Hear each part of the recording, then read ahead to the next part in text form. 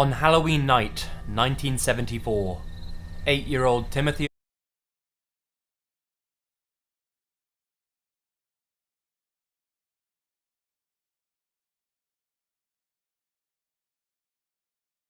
Ryan went trick-or-treating with his sister, Elizabeth, and 2 other children in Pasadena, accompanied by Timothy's father, Ronald, and another parent. The night started off innocently enough.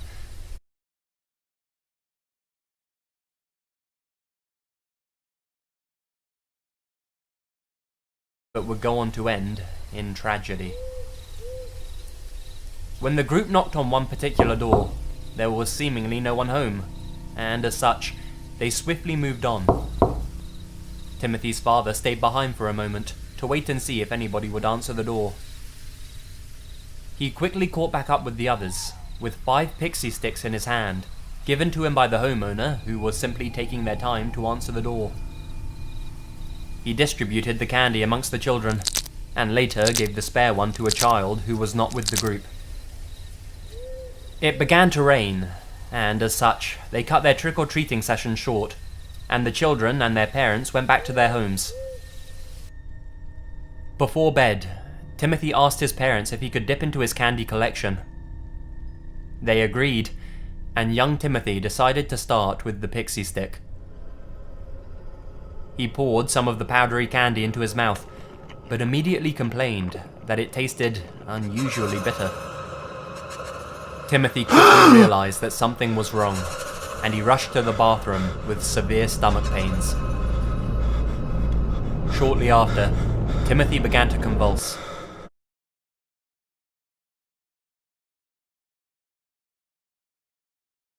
And within no time at all, went limp in his father's arms. He died as he was being rushed to the hospital. After a pathology report, it was revealed that the pixie sticks had been laced with a poison, a fatal dose of potassium cyanide to be precise. Timothy consumed enough poison to have killed 2 adults. Thankfully, none of the other children in the group had eaten their pixie sticks, though theirs also tested positive for containing lethal amounts of cyanide.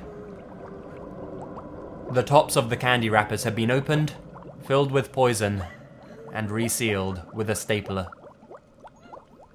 After the news of Timothy's death spread, there was community uproar, with parents from the surrounding area returning their children's Halloween candy to the police, fearing that a maniac had been handing out poison treats to as many trick-or-treaters as possible, with the sole intention of killing dozens of children. Question: would you build a website for a major brand with more than 200 million users using Wix? And that's exactly what was believed to have happened by the police. Initially, at least. The authorities began to grow suspicious of Ronald, Timothy's own father, due to his inability to even recall which house handed out the pixie sticks, despite the fact that he and the children had only visited a handful of houses across 2 streets that evening. Even more strange was the fact that none of the houses that the group had visited that evening had been handing out pixie sticks to trick-or-treaters.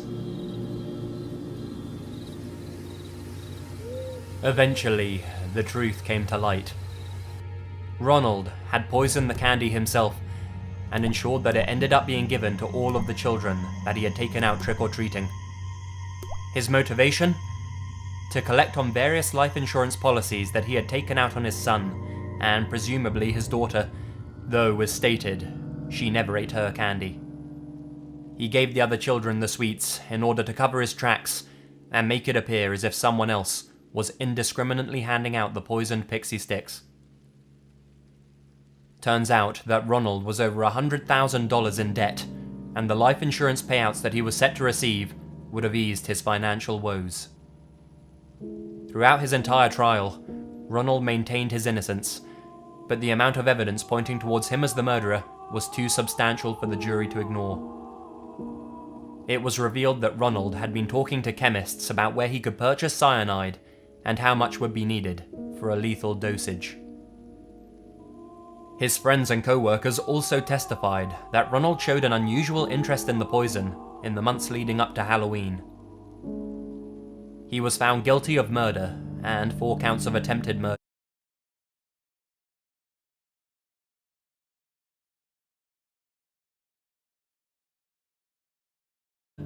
and was sentenced to death. While incarcerated, he was despised by his fellow inmates, who condemned him for murdering his own son. Ronald's execution took place on March 31st, 1984, just after midnight. A crowd of demonstrators gathered outside as he died, some even chanting, "Trick or treat." For his heinous crime, Ronald has become known as the man who killed Halloween.